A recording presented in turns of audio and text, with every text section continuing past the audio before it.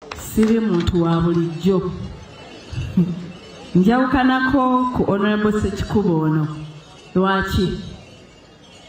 Ndi mubaka akiikirira ebizinga 84 mu Paalamenti ya Uganda.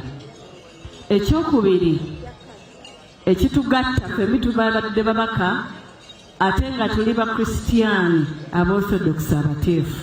Kiriwo ekinfuula ew'enjawulo. Nze nno ndi mwana wa Father mu Busodox. Kati waliwo abatudde abagamba mwana wa Father azaala. Eno mu Orthodox bazaala. Siri mwana wa kibindi, mwana wa Father, Reverend Father Christopher Walisimbi.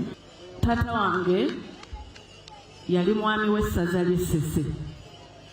Kyekinfuula omwana w'omwami ate tekirivaawo. Era awo ntambulira. Ssebo Oweekitiibwa Katikkiro nziramu okutuma wadde.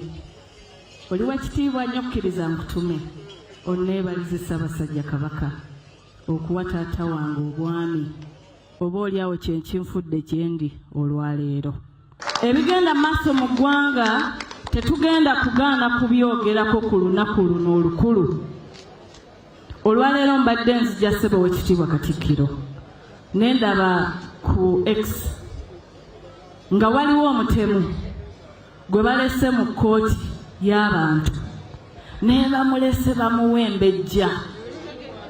Bamulese bamukuumye. Bamulese nga balinga abaleeta zaabu. Naye abantu abatalina musango abaakwatibwa olw'ebyobufuzi bali mu makomera bavunda. Eggwanga lyaffe tetulikkiriza kugenda eyo gye tutaagala ligende. Ne bannaddiini abamu mutudde musirise mugamba ate maama bwe nnaayogera banampa emmotoka.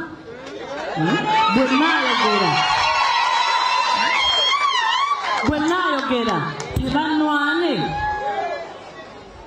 Kkiriza okole ekituufu ku lw'abantu, empeera yo eri mu ggulu.